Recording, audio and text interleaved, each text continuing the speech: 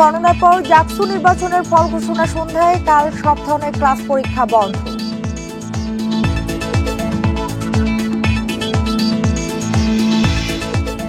জাকসু নির্বাচনে চূড়ান্ত প্রার্থী তালিকা ঘোষণা কাল। মনোনয়নপত্র প্রত্যাহার আজ বিকেল 5টা পর্যন্ত।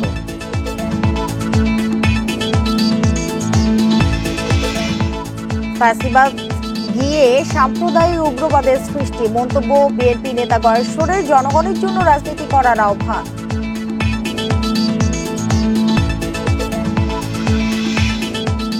নাগরিক সেবা নাম হলেও ভোগান্তির শেষ নেই। অক্টোবর থেকে কার্যকরে আশ্বাস কর্তৃপক্ষের। আমন্ত্রণ, বিরতিহীন সংবাদ দুপুরে আপনাদের সঙ্গে আছি আমি সুমনা সেলিম।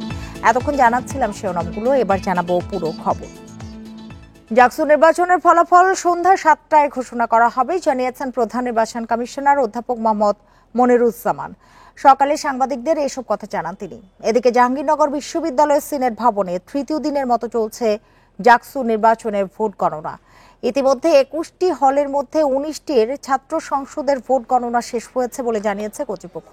এর আগে হল সংসদের ভোট গণনা শেষ হয়। এদিকে জাকসু নির্বাচনের কারণে রোববার সব ক্লাস পরীক্ষা বন্ধ থাকবে বলে জানিয়েছে বিশ্ববিদ্যালয় কর্তৃপক্ষ।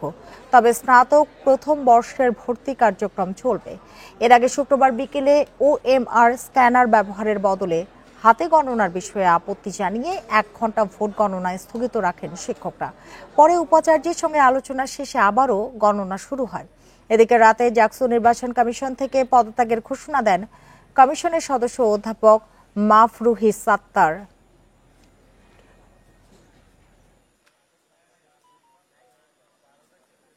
তিনটায় রাখার জন্য যে বললাম একটু আগে 7টা হল লাস্ট টাইম, এর আগেও ফলাফল দিতে পারে। যদি 3টার মধ্যে গণনা শেষ হয়ে যায় তাহলে আমরা চেষ্টা করবো 7টার আরো আগে ফলাফলটা ঘোষণা করার জন্য। জাকসু নির্বাচন নিয়ে আলোচনা করতে আমাদের সঙ্গে যোগ দিয়েছেন জাহাঙ্গীরনগর বিশ্ববিদ্যালয়ের সাংবাদিকতা ও গণমাধ্যম অধ্যয়ন বিভাগের সহযোগী অধ্যাপক, জাতীয় কবি কাজী নজরুল ইসলাম হল কেন্দ্রের পোলিং কর্মকর্তা উজ্জ্বল কুমার মণ্ডল। জনাব উজ্জ্বল কুমার মণ্ডল, আপনাকে স্বাগত জানাচ্ছি ইন্ডিপেন্ডেন্ট টেলিভিশনে। যেটি আপনার কাছে জানতে চাই যে এখন পর্যন্ত কেন্দ্রীয় সংসদের কতগুলো কেন্দ্রের ভোট গণনা শেষ হয়েছে, আর এর আগেও সময় দেয়া হলেও ফলাফল কিন্তু এখন পর্যন্ত আসেনি, আজকে আবারও ঘোষণা দেওয়া হয়েছে, বলবেন? হ্যাঁ, আপনাকে জানিয়ে রাখি ইতিমধ্যে আমাদের 20টি কেন্দ্রের ফলাফল শেষ হয়েছে গণনা করা, আর একটি কেন্দ্রের মাত্র কয়েকটি 30-40টি আমাদের OMR রয়েছে, যেটা কাউন্ট করলে আসলে আমাদের আজকের ভোট গণনা শেষ হবে। এটা আমরা আশা করছি দুপুর 2টা থেকে 2:30টার ভিতরে আমাদের কমপ্লিট হয়ে যাওয়ার কথা, 2:30টার মধ্যে। আর এরপরে নির্ভর করে নির্বাচন কমিশন, ওনারা যে সময় আসলে ফাইনাল করে এটা ঘোষণা করবেন। আমি আশা করছি সেটা 7টার আগে হতে পারে, সন্ধ্যা 7টার আগেই। জি, এর আগেও কিন্তু ঘোষণা দেওয়া হয়েছিল, আজকে আবারও 7টায় একটি টাইমলাইন দেওয়া হয়েছে। কি মনে হয়, সম্ভব হবে তো? আমার যেটা বাস্তবতা, আমি গতকালও বলেছিলাম যে আজকে সন্ধ্যার মধ্যে হয়তো ঘোষণা হতে পারে। 7টার সময়, 7টার আগে ওনারা পারবেন, আজকে এটা সম্ভব। কারণ ভিতরে আমি ছিলাম এবং আমি যে হলগুলোর 2টি হল বাকি ছিল তার ভিতরে আমার একটি হল জাতীয় কবি কাজী নজরুল ইসলাম হল, সেটার আপনারা জানেন ভোট সংখ্যা অনেক বেশি ছিল, এখানে 804টি ভোট কাউন্ট হয়েছে। সো সেই কারণে সময় বেশি লেগেছে। আর একটি হল আছে, আমাদেরটা শেষ হয়েছে, আরেকটি হল বাকি আছে মাত্র। জি, এত সময় লাগার পেছনে মূল চ্যালেঞ্জটা কোথায় ছিল? এই দীর্ঘ সময়ে তো দায়িত্বরতদের উপর এক ধরনের চাপও কাজ করেছে। আসলে চ্যালেঞ্জটা আমি শুরু থেকে বলে এসেছিলাম, সেটা হচ্ছে আমাদের আসলে জানাই ছিল না, যারা আমরা ভোট কাউন্ট করেছি যে এইভাবে ম্যানুয়াল পদ্ধতিতে ভোট কাউন্ট হবে, সেটা আমাদেরকে একেবারেই কাউন্টিংয়ের জাস্ট আগে ভোট শেষ হয়েছে তারপরে জানানো হয়েছে, যেটা আমার মনে হয় যে এটা সুনির্দিষ্টভাবে নীতিমালা তৈরি করা দরকার ছিল। এবং যারা আমরা সারাদিন ধরে পোলিং অফিসারের দায়িত্ব পালন করেছি, ভোট গ্রহণ করেছি, তাদেরকে দিয়েই আবার রাতে একেবারে ওই সময় থেকে আমরা শুরু করেছি, এবং এটা অসম্ভব। আপনি 8,000-এর উপরে ভোট রয়েছে, সেটা অবশ্যই 2 থেকে 3 দিন লাগার কথা, যদি আমরা ওই 4জন বা 5জন আমরা এটা কাউন্টার করতে থাকি। তো সেটা আমার কাছে, যে কারণে আমরা গতকালও জানিয়েছিলাম যে যদি সম্ভব হয় তাহলে জাকসুর যে ভোটগুলো আছে অন্তত সেই ভোটগুলো যদি মেশিনে রিড করা যায় তাহলে আমরা গতকালই আসলে রেজাল্ট দেওয়া সম্ভব হতো। কিন্তু নির্বাচন কমিশন আমাদের আসলে 1 ঘন্টা ওইখানে আমরা বসেছিলাম, এরপর ওনারা জানালেন না, আমরা আবার যে পদ্ধতি ছিল সেই পদ্ধতিতে এই কাজগুলো করতে হবে। সো এই প্রক্রিয়াগত জায়গায় আমার কাছে মনে হচ্ছে বেশ কিছু সিদ্ধান্তহীনতা ছিল এবং বাস্তবসম্মত সিদ্ধান্ত এটা ছিল না। ওনারা প্রথমে ওএমআর এটা প্রিন্ট করেছেন, সবাই এটা জানে যে আমরা মেশিন রিডাবল হবে। হঠাৎ করে ওনারা একদিন আগে সিদ্ধান্ত নিলেন না এটা কাউন্ট করতে হবে। ওনাদের উচিত অর্থাৎ ছিল। অর্থাৎ স্যার, আমি যদি বলি হাতে গণনা নিয়েই মূল আপত্তিটা, বা আপনি এই যে দীর্ঘ সময় লাগার পেছনে বা অব্যবস্থাপনা, সবগুলি হাতে গণনার কারণেই কি এটি হয়েছে? এটার প্রধান সমস্যাটা হাতে গোনা। কারণ হচ্ছে যারা সারাদিন 9টা থেকে 5টা পর্যন্ত কাজ করেছে তাদেরকে দিয়ে আপনি একেবারে মানে বলা হচ্ছে যে মানে বিরতিহীনভাবে আপনি তাদেরকে দিয়ে কাজ করেছেন এই 2 দিন ধরে। এর ভিতরে তারা কেউ ঘুমাতে পারছে না, কেউ রেস্ট নিতে পারছে না। কিছু কিছু সময় আমি দেখেছি অনেক কাউন্ট যারা করছেন পোলিং অফিসার, তারা ওইখানে চেয়ারে ঘুমিয়ে পড়ছেন। তাদের যাদের বাসা আসলে একটু দূরে, তারা বাসায় যেতে পারেন, ওই একই কাপড়ে একই অবস্থায় তারা রয়েছেন এই 2 দিন ধরে। সো তাদের তো এভাবে কাজ করা তাদের পক্ষে সম্ভব হচ্ছে না। সো এটা হচ্ছে আমাদের একটা বড় চ্যালেঞ্জ ছিল। ওনাদের উচিত ছিল যারা কাউন্ট করবেন সেটার জন্য আলাদা ব্যক্তিদের খুঁজে বের করা এবং তাদেরকে আলাদাভাবে নিয়োগ দেওয়া, তাহলে এই কাজটা অনেক সহজ হতো। জি এটা স্যার, আসলে আরেকটি অনেকে ড্যামেজ। বিষয় একটু ছোট করে জানতে চাই। প্রায় 70% ভোট পড়েছে, তারপরও কিন্তু ছাত্র দল সহ এই যে 5টি প্যানেল নির্বাচন বর্জন করেছে, সেক্ষেত্রে নির্বাচনের গ্রহণযোগ্যতা নিয়ে কোনো প্রশ্ন উঠতে পারে কিনা? আমি বলবো যে এটা আসলে গ্রহণযোগ্যতা নিয়ে ইতিমধ্যেই তো প্রশ্ন উঠেছে। কারণ যখন কেউ আসলে এটা নিয়ে কোশ্চেন করবে, তারা কিছু বিষয় জানিয়েছে। আমি গতকালও বলেছিলাম, যারা অভিযোগগুলো করছে তাদের অভিযোগগুলো আমলে নিয়ে সেগুলো যদি সত্যতা থাকে সেটা যাচাই বাছাই করে, সত্যতা থাকলে সেই ব্যাপারে প্রয়োজনীয় সিদ্ধান্ত গ্রহণ করা এবং সুস্পষ্টভাবে মতামত দেওয়া নির্বাচন কমিশনের পক্ষ থেকে, এবং তাদের দাবিগুলো তাহলে প্রত্যাখ্যান করতে হতো। ছাত্রদল বা যদি কোনো সংগঠনের পক্ষ থেকে এটা জানানো হয় যে ওএমআর ছিল, সেটা কেন মেশিন রিডাবল করলো না, তারা কেন চাচ্ছিল না যে মেশিন রিডাবল করুক, সেটার কারণটা কি ছিল, সেটা অবশ্যই আমার মনে হয় যে জানানো উচিত ছিল। এবং সেটা আমলে নিয়ে আমাদের সাথেও এটা আলোচনা করা দরকার ছিল যে আমরা এই প্রক্রিয়ার সাথে কাজ করছি। সেই আলোচনাগুলো ছিল না। আসলে আমাদের ভিতরে যেটা বলবো যে যোগাযোগের এক ধরনের প্রতিবন্ধকতা ছিল এবং তথ্যগুলো সুস্পষ্টভাবে সবার কাছে পৌঁছে যাচ্ছিল না, পৌঁছানো হচ্ছিল না। সেই জন্য এই যে অভিযোগগুলো আছে সেটা নিয়ে অবশ্যই বেশ কয়েকটা সংগঠন যেহেতু তারা ইতিমধ্যে বর্জন করেছে, সো এটা নিয়ে একটা প্রশ্ন তো থাকবেই, সেটা চলমান রয়েছে। এবং আমিও দেখতে পাচ্ছি ক্যাম্পাসের শিক্ষার্থীদের মধ্যেও এ ধরনের একটা আলোচনা সমালোচনা সেটা চলছে। এবং শিক্ষার্থীরাও কিন্তু অব্যবস্থাপনার অভিযোগ বারবারই করছেন। নির্বাচন কমিশনের সদস্য পদত্যাগ করেছেন, সেই ক্ষেত্রে পুরো প্রক্রিয়ার সুষ্ঠুতা নিয়ে আপনার কি বক্তব্য? আমি যেটা বলতে চাই, আসলে কেউ যে কোনো জায়গা থেকে পদত্যাগ করতে পারেন, এই স্বাধীনতা রয়েছে সবার। আমাদের যে শিক্ষক, আমাদের নির্বাচন কমিশনের একজন সদস্য পদত্যাগ করেছেন, এটা অবশ্যই একটা গুরুত্ববহ বিষয়। আপনি জানেন যে ঢাকা বিশ্ববিদ্যালয়ে ডাকসু হয়েছে, সেখানে এই ধরনের ঘটনা ঘটেনি, কেউ আসলে এইভাবে পদত্যাগ করেনি। সো একজন সদস্য যখন পদত্যাগ করেন, সেটা অবশ্যই নির্বাচনের জন্য একটা ইম্প্যাক্টফুল ব্যাপার, এবং সেটা নিয়ে এক ধরনের চাঞ্চল্য তৈরি হয়েছে। আমাদের কিছু শিক্ষকও চেয়েছিলেন পদত্যাগ করতে, যারা পোলিং অফিসার ছিলেন। তাদের কাজটা তারা আসলে বলছেন যে এই সময়টা তারা দিতে পারছেন না, তারা সুস্থ থাকছে না, তারা অসুস্থ হয়ে পড়ছেন। সেই কারণে তারা করতে চেয়েছেন। পরে আসলে শিক্ষার্থীদের কথা বিবেচনা করে, দেশের সবার কথা বিবেচনা করে এবং ক্যাম্পাসের কথা বিবেচনা করে তারা আসলে কাজটি তারপরে চলমান রেখেছেন। কিন্তু আমি এটা অবশ্যই বলবো যে একজন কমিশনের সদস্য পদত্যাগ করে, সেটা নেতিবাচক একটা ছাপ অবশ্যই নির্বাচনে রেখে যাবে। হ্যাঁ, জনাব উজ্জ্বল কুমার মণ্ডল, আপনাকে অনেক ধন্যবাদ আমাদের সাথে যোগ দেওয়ার জন্য, আমাদের সময় দেওয়ার জন্য। রাজশাহী বিশ্ববিদ্যালয়ে কেন্দ্রীয় ছাত্র সংসদ রাকসু নির্বাচনে মনোনয়নপত্র প্রত্যাহারের শেষ দিন আজ। সকাল 9টা থেকে বিকেল 5টা পর্যন্ত মনোনয়নপত্র প্রত্যাহারের সময় নির্ধারণ করা হয়েছে। আগামীকাল ঘোষণা করা হবে চূড়ান্ত প্রার্থী তালিকা। এখন পর্যন্ত 9টি প্যানেল ঘোষণা করা হয়েছে। এর মধ্যে ছাত্রদল ও ছাত্র শিবির ছাড়া কোনো ছাত্র সংগঠন বা স্বতন্ত্র প্যানেল এখনও পূর্ণাঙ্গ প্যানেল ঘোষণা করেনি। আগামীকাল প্রার্থীদের চূড়ান্ত তালিকা প্রকাশ করা হবে। এরপর শুরু হবে আনুষ্ঠানিক প্রচারণা। আগামী 25 সেপ্টেম্বর সকাল 9টা থেকে বিকেল 4টা পর্যন্ত একাডেমিক ভবনে অনুষ্ঠিত হবে ভোট গ্রহণ।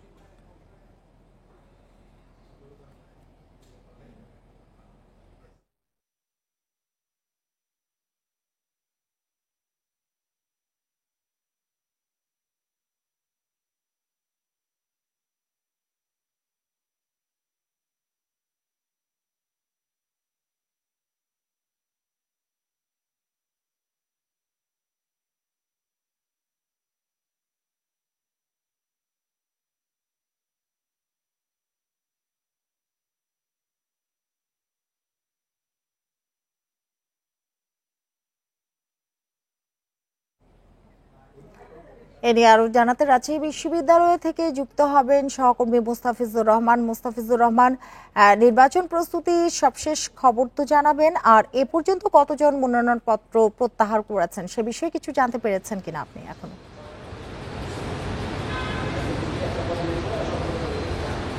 দেখুন, নির্বাচন প্রত্যাহারের আজকে শেষ দিন, অর্থাৎ আজকে বিকেল 5টা পর্যন্ত সময় রয়েছে। এরই মধ্যে আমরা দেখেছি যে 3জন প্রার্থী তাদের প্রত্যাহারপত্র নির্বাচন কমিশন অফিসে এসে জমা দিয়েছেন, এবং তারা যে 3জন প্রার্থী এসে জমা দিয়েছেন তারা মূলত কোনো ভুল ত্রুটি বা নির্বাচনে অংশগ্রহণ করবেন না এমনটি নয়, তারা একাধিক পদে তাদের মনোনয়নপত্র উত্তোলন করেছিলেন এবং তারা এখন একটি পদ তারা নির্ধারণ করেছেন, বাকিগুলো থেকে তারা প্রত্যাহার করার জন্যই এখানে এসেছেন এবং নির্বাচন কমিশন অফিসে জমা দিয়েছেন। এবং নির্বাচন কমিশন অফিস এখন এগুলো যাচাই বাছাই করছেন এবং তাদের সিদ্ধান্ত পরে জানাবেন, যেহেতু এখনো সময় রয়েছে আরও নমিনেশন কেউ প্রত্যাহার করে কিনা সেটি তারা দেখছেন, সে কারণে অপেক্ষা।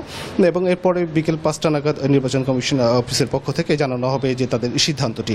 আর অপরদিকে বলা যেতে পারে যে রাজশাহী বিশ্ববিদ্যালয়ের নির্বাচনে, অর্থাৎ রাকসু নির্বাচন নিয়ে যে শঙ্কা ছিল সেটি এখন ক্রমে দ্রবীভূত হচ্ছে এবং সেই সাথে উদ্বেগ উৎকণ্ঠার জায়গায় এখন বলা যেতে পারে যে একটি উৎসবের আমেজ বিরাজ করছে। রাজশাহী বিশ্ববিদ্যালয়ে যে 17টি আবাসিক হল রয়েছে প্রত্যেকটিতে নির্বাচনী আমেজ আমরা দেখতে পেয়েছি। যদিও আনুষ্ঠানিক প্রচারণার দিনক্ষণ রয়েছে চূড়ান্ত প্রার্থী তালিকা প্রকাশের পর থেকে, অর্থাৎ 14 তারিখ আগামীকাল প্রার্থীদের চূড়ান্ত প্রার্থী তালিকা প্রকাশ হবে। এরপর থেকেই প্রার্থীরা তাদের যে আনুষ্ঠানিক প্রচারণা সেটিতে অংশ নিতে পারবেন, কেননা আচরণবিধি এর আগে যদি আনুষ্ঠানিক প্রচারণা নামেন তাহলে সেটি আচরণবিধি লঙ্ঘন হতে পারে। আমরা জানি যে এখন পর্যন্ত কিন্তু 9টি প্যানেল ঘোষণা করা হয়েছে এবং এর মধ্যে আমরা যদি দেখি যে ছাত্রদল ও শিবির ছাড়া কোনো ছাত্র সংগঠন বা স্বতন্ত্র কোনো প্যানেল এখন পর্যন্ত পূর্ণাঙ্গ প্যানেল ঘোষণা করেনি। এর কারণ কি, তারা কেন পিছিয়ে পড়লো?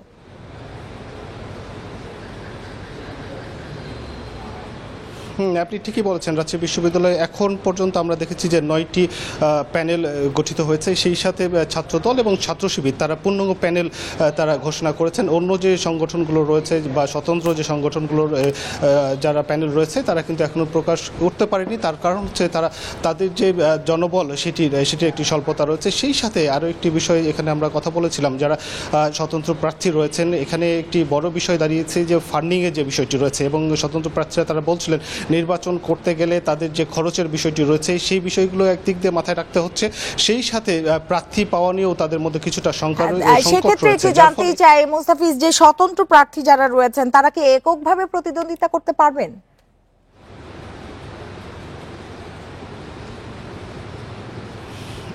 এখানে যারা স্বতন্ত্র রয়েছেন তারা এককভাবে তাদের যে প্রার্থীতা তারা অংশগ্রহণ করতে পারবেন, সেই সাথে তারা প্রচারণা চালাতে পারবেন। তবে এই যে ছাত্র সংগঠনগুলো রয়েছে তাদের রেসে তারা টিকে থাকতে পারবে কিনা সেটি কিন্তু এখন দেখার বিষয়, যে তাদের সঙ্গে কিভাবে তারা প্রতিদ্বন্দ্বিতা করতে পারে সেটি এখন দেখার বিষয়। এ ছিল রাজশাহী থেকে সর্বশেষ। মুস্তাফিজ, আপনাকে অনেক ধন্যবাদ আমাদের সাথে যোগ দেবার জন্য। যেমনটি সংবাদের শুরুতেই জানাচ্ছিলাম, তৃতীয় দিনের মতো জাহাঙ্গীরনগর বিশ্ববিদ্যালয়ে কেন্দ্রীয় শিক্ষার্থী সংসদের ভোট গণনা চলছে। সন্ধ্যায় হবে ফলাফল ঘোষণা। আরও জানাতে যোগ দিয়েছেন সহকর্মী সাজ্জাদ হোসেন। আমরা যখন স্যারের সাথে কথা বলছিলাম তিনি বলছিলেন যে আর একটি মাত্র কেন্দ্রের ভোট গণনা বাকি রয়েছে। আপনি ওখানে আছেন, 3 দিন ধরে নিউজ কভার করছেন, আপনি একটু বলবেন কি মনে হচ্ছে সন্ধ্যা 7টা নাগাদ আজকের ঘোষণা অনুযায়ী ফলাফল দেওয়া সম্ভব হবে কিনা?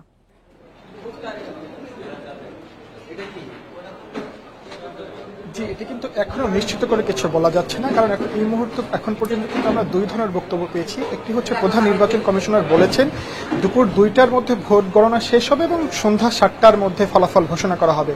কিন্তু কিছুক্ষণ আগে কিন্তু ভিসি কিন্তু আমাদের বলেছেন, যে উপাচার্য বলেছেন যদি 3টার মধ্যে ভোট গণনা শেষ হয় তাহলে কিন্তু 7টায় ফলাফল ঘোষণা করা হবে। যে যদি কিন্তু একটি নতুন সংশয়ের জন্ম দিয়েছে। আরেকটি বিষয় জানিয়ে রাখি, এখন পর্যন্ত কিন্তু 20টি হলের ফলাফল গণনা শেষ হয়েছে। এখন কিন্তু 21 নম্বর হলের ফলাফল গণনা চলছে। 21 নম্বর হলটি হচ্ছে রবীন্দ্রনাথ হল এবং এই হলে ভোট পড়েছে মোট 261টি। আমরা আশা করছি খুব শীঘ্রই এই যে এই 21 নম্বর হলেরও ফলাফল গণনা শেষ হয়ে যাবে। এরপরে দেখার বিষয় হচ্ছে 7টার মধ্যে এই সকল ফলাফলগুলো একত্রিত করে কমিশন আসলে উপস্থাপন করতে পারে কিনা। এই বিষয়টি নিয়ে কিন্তু ঘোষণা অনুযায়ী আজকেই ফলাফল ঘোষণা করবে, এমনটি তো নির্বাচন কমিশন জানিয়েছে এবং স্যারও যেটি নিশ্চিত করলেন। একটু জানতে চাই, কাল ক্লাস পরীক্ষা বন্ধ রাখা হয়েছে, কারণ কি?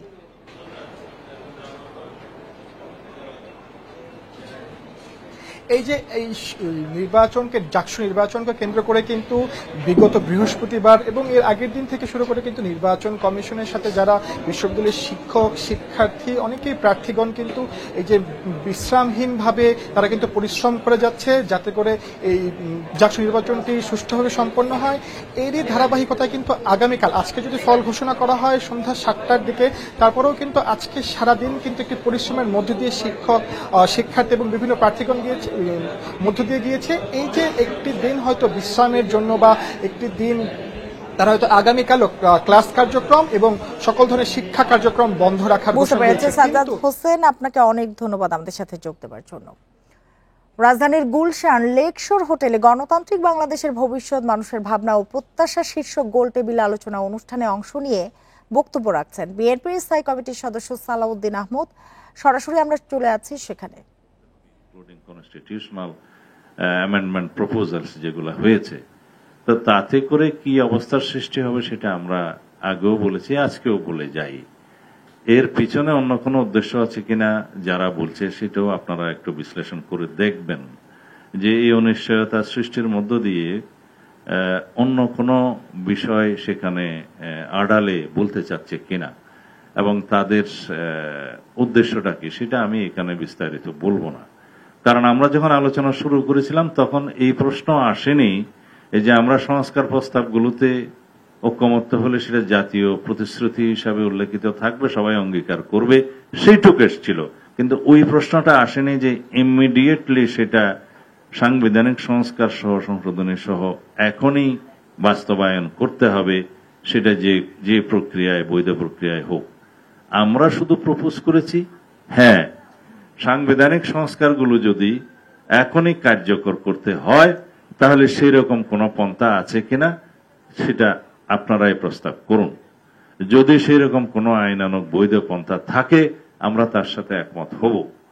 কিন্তু যদি এমন কোন প্রক্রিয়া আমরা এলাও করি যে প্রক্রিয়ার মধ্য দিয়ে বিদ্যমান সংবিধানের সাথে প্যারালাল আর একটা সংবিধান কাজ করবে, তাহলে রাষ্ট্রে এটা নৈরাজ্য সৃষ্টি করার একটা সুযোগ সৃষ্টি করে দেয়া হবে। আমরা সেই কথাই বলছি। যারা বলছে আর্টিকেল 106 অনুসারে এই সরকার যে প্রতিষ্ঠিত হয়েছে সেটার মধ্যে কেউ কেউ বলছেন যে সাংবিধানিকতা আছে আবার অসাংবিধানিকতাও আছে, এটার নাকি মাঝামাঝি অবস্থা কেউ একজন বলেছেন। কিন্তু আমি তার সাথে দ্বিমত পোষণ করি এই জন্য যে সাংবিধানিক প্রক্রিয়ার মধ্য দিয়েই রাষ্ট্র পরিচালিত হবে, সেই লক্ষ্যেই রাষ্ট্রপতি প্রধান বিচারপতির কাছে, সুপ্রিম কোর্ট অ্যাপিলেট ডিভিশনের কাছে রেফারেন্স পাঠিয়েছিলেন ওই সাংবিধানিক প্রক্রিয়া ফলো করে, এবং সেই সাংবিধানিক প্রক্রিয়া অনুসরণ করেই আপিল বিভাগ যথাযথ শুনানি দিয়ে রাষ্ট্রপতিকে সেই অ্যাডভাইসটা প্রদান করেছে। সেই অর্ডারগুলো আমাদের কাছে আছে, নিশ্চয়ই আপনাদের কাছেও আছে। বক্তব্য রাখছিলেন বিএনপি স্থায়ী কমিটির সদস্য সালাউদ্দিন আহমেদ। আমরা এতক্ষণ সেখানেই ছিলাম। ফ্যাসিবাদ থেকে মুক্তি পেয়ে দেশে সাম্প্রদায়িক উগ্রবাদের সৃষ্টি হয়েছে বলে মন্তব্য করেছেন বিএনপি স্থায়ী কমিটির সদস্য গয়েশ্বরচন্দ্র রায়। সকালে জাতীয় প্রেস ক্লাবে জুলাই বিপ্লব এবং আগামী গণতন্ত্র ভাবনা শীর্ষক এক আলোচনা সভায় মন্তব্য করেন তিনি। বলেন, এমপি বা মন্ত্রী হওয়ার জন্য নয়, মানুষের ভোটাধিকার আদায়ে নেতাকর্মীদের কাজ করতে হবে। স্বৈরাচার ও মৌলবাদের উত্থান ঠেকাতে নেতাকর্মীদের জনগণের জন্য রাজনীতি করার আহ্বান জানান তিনি। একটি দল বেহেশতের টিকিট বিক্রি করছে উল্লেখ করে তিনি বলেন, যারা তাদের সঙ্গে থাকবে না তারা দোজখে যাবেন। সরকার সংস্কারের গান গাইতে গাইতে কুসংস্কার করে ফেলছে বলেও মন্তব্য করেন তিনি। বলেন, সংস্কারের জন্য সরকার বিদেশ থেকে লোক ভাড়া করে এনেছে। এ সময় পিআর পদ্ধতিও সমালোচনা করেন বিএনপির এই নেতা।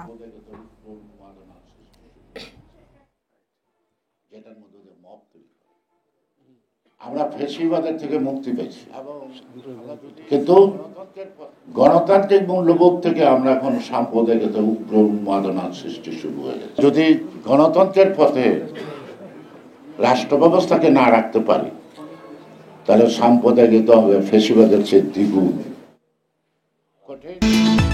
শুল্ক নিয়ে চুক্তির খসড়া চূড়ান্ত করতে রোববার ঢাকা আসছে যুক্তরাষ্ট্রের উচ্চ পর্যায়ের বাণিজ্য প্রতিনিধি দল। 2 দিনের এই সফরে প্রতিনিধি দলটি শুল্ক আরও কমানোর বিষয়ে আলোচনা করবে। বাণিজ্য মন্ত্রণালয়ের সূত্রে জানা গেছে, যুক্তরাষ্ট্রের বাণিজ্য প্রতিনিধি দপ্তর USTR এর সঙ্গে আলোচনার ভিত্তিতে একটি বাণিজ্য চুক্তির খসড়া তৈরি হয়েছে। এই সফরে খসড়া নিয়ে আলোচনা ও দর কষাকষির মাধ্যমে চূড়ান্ত রূপ দেয়া হবে। প্রতিনিধি দলের নেতৃত্ব দেবেন ব্রেন্ডান লিঞ্চ, যিনি USTR এর দক্ষিণ ও মধ্য এশিয়া বিষয়ক সহকারী। এর আগে বাণিজ্য উপদেষ্টা শেখ বশির উদ্দিন এবং জাতীয় নিরাপত্তা উপদেষ্টা খলিলুর রহমান জানিয়েছেন, 20% পাল্টা শুল্ক কমিয়ে 15% নামিয়ে আনার বিষয়ে আলোচনা হয়েছে।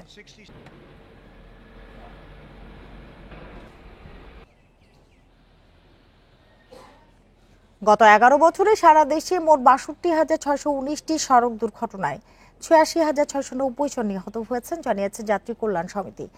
একই সময় সড়ক দুর্ঘটনায় আহত হয়েছেন 1,53,257 জন। সকালে রাজধানী DRU-তে সংবাদ সম্মেলনে এসব তথ্য জানান যাত্রী কল্যাণ সমিতির মহাসচিব মোজাম্মেল হক চৌধুরী। বলেন, সড়কে প্রাণহানি এখন ভয়াবহ বাস্তবতা।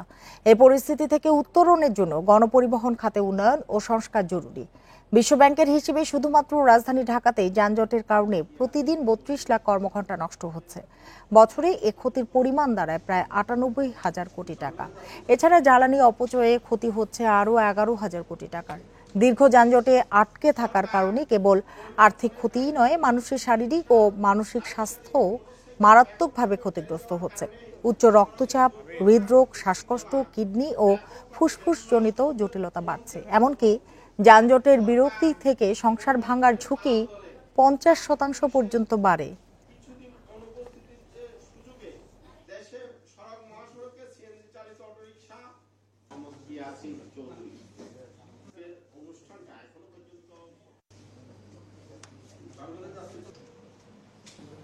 বছরে 62,619টি সড়ক দুর্ঘটনায় 86,690 জন নিহত হয়েছে, 1,53,257 জন আহত হয়েছে। রাজধানীর গুলশানে আলোচনা সভায় কথা বলছেন ঐক্যমত্য কমিশনের সহ সভাপতি অধ্যাপক আলী রিয়াজ। আমরা সরাসরি চলে যাচ্ছি সেখানে। জাতীয় ঐক্যমত্য কমিশন সিভিল সোসাইটির সঙ্গে আলোচনা করেনি বলে যে বিভ্রান্তিকর ধারণাটা ক্রমাগতভাবে প্রচারিত হচ্ছে, সেটা ভুল। কেননা জাতীয় ঐক্যমত্য কমিশন 6টি কমিশনের প্রতিবেদনগুলোকে বিবেচনা করেছে এবং এই কমিশনগুলো প্রত্যেকটা আবারও বলি প্রত্যেকটা সিভিল সোসাইটির সাথে আলোচনা করেছে। সংবিধান সংস্কার কমিশনের পক্ষ থেকে কমপক্ষে হলো 55টি সিভিল সোসাইটি অর্গানাইজেশন, 32 জন সিভিল সোসাইটির রিপ্রেজেন্টেটিভ, তাদেরকে ডাকা হয়েছিল। তাদের সাথে দিনের পর দিন কথা হয়েছে। সিভিল সোসাইটি বলতে যদি আপনারা নাগরিকদের বোঝান, 60,000-এর বেশি নাগরিক সংবিধান সংস্কার কমিশনের ওয়েবসাইটে তাদের মতামত দিয়েছিলেন। যেন তেন মতামত না, কেউ কেউ পুরো সংবিধানটিকে তুলে দিয়েছিলেন, এতটা সিরিয়াসলি নিয়েছিলেন। 46,000 হাউস হোল্ডে সার্ভে করা হয়েছিল। বাংলাদেশের কোন প্রক্রিয়ার মধ্যে জনগণের মতামতের অংশগ্রহণের জন্য 1 লাখের বেশি মানুষের মতামত নেওয়া হয়েছে। আমাকে একটা দ্বিতীয় প্রমাণ দেখান, আমি মেনে নেব। সিভিল সোসাইটির প্রতিনিধিরা যারা ছিলেন তাদের কোন লেভেলে আমি আপনাকে বলি যে আমরা কতটা ওয়াইড হয়েছিলাম, কতটা চেষ্টা করেছি ইনক্লুসিভ হতে। এখানে উপস্থিত আছেন, আমি শুনেছি দলিতদের প্রতিনিধি, তারা ছিলেন, তাদেরকে আমরা ডেকেছিলাম। ট্রান্সজেন্ডার, থার্ড জেন্ডার থেকে শুরু করে বিভিন্ন রকম পেশাদারি প্রতিষ্ঠান, বিভিন্ন রকম সিভিল সোসাইটি, যেগুলোকে আমরা CSO বলি, তাদেরকে আমরা ডেকেছি, কথা বলেছি। এবং এটা সংবিধান সংস্কার কমিশন একা করেছে তা কিন্তু নয়। ফলে এই যে প্রসেসটার মধ্যে দিয়ে যে রিপোর্টগুলি তৈরি হয়েছে, তার থেকে তো এক বাক্য বাইরে যাচ্ছে না ঐকমত্য কমিশন। তাহলে আপনি কেন বলছেন যে সিভিল সোসাইটির সাথে কথা বলা হয়নি? তারপরেও কিন্তু জাতীয় ঐক্যমত্য কমিশন একাধিকবার সিভিল সোসাইটির যারা পরিচিত ব্যক্তিত্ব তাদের সঙ্গে কথা বলেছে। ফলে আপনি অকস্মাৎ জুন মাসের 3 তারিখে আবিষ্কার করলেন যে জাতীয় ঐকমত্য কমিশন বলে একটি প্রতিষ্ঠান তৈরি হয়েছে এবং আমাকে ডাকেননি, অতএব নিশ্চয়ই কাউকে ডাকেনি। আমি একটু উষ্মা প্রকাশ করছি, কারণ শুনতেছি ভাই ভাই, যদি সংবিধান সংস্কার কমিশন 1 লক্ষ লোক, বদিউল ভাই এখানে উপস্থিত আছেন, তারা অন্তত পক্ষে 64,000 লোকের সার্ভে করেছে। তারপরে যেমন ধরেন বিচার বিভাগের সংস্কার, তারা অন্তত পক্ষে 30-40 হাজার লোকের সার্ভে করেছে। এবং তারপরে হচ্ছে বিচার বিভাগের যারা, তারা আসলে ঢাকার বাইরে গিয়েছেন। পুলিশ সংস্কার কমিশনের ব্যাপারে কমিশন ঢাকার বাইরে গিয়েছে, কথা বলেছে, আপনারা গিয়েছেন। তো তাহলে সিভিল সোসাইটি কোথা থেকে আবিষ্কার করব? আমাকে বলুক যে এইখান থেকে আবিষ্কার করতে হবে। এটা গুলশানে আসতে হবে না বনানী? কথা বলছিলেন ঐক্যমত্য কমিশনের সহ সভাপতি অধ্যাপক আলী রিয়াজ। আমরা এতক্ষণ সেখানেই ছিলাম। চলে আসছি পরের খবরটিতে।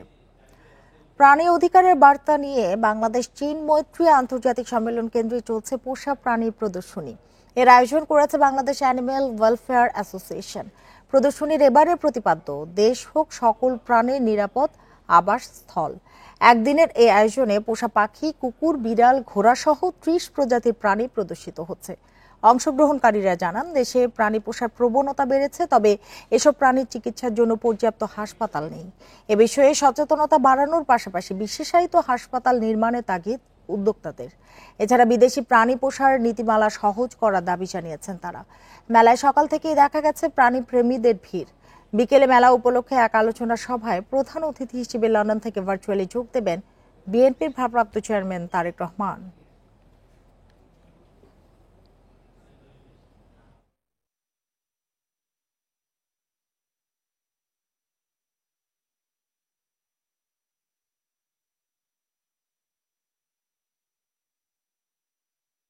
একটি বড় সংগঠন দাঁড় করাবো, যাতে বাংলাদেশে কোনো পথ কুকুর, বিড়াল সহ বন্য প্রাণী, হাতি থেকে বাঘ, তাদের যাতে কোনো ক্রাইসিসে পড়তে না হয়। যেখানেই এই সমস্যাটা হবে সেখানে আমরা ছুটে যাব।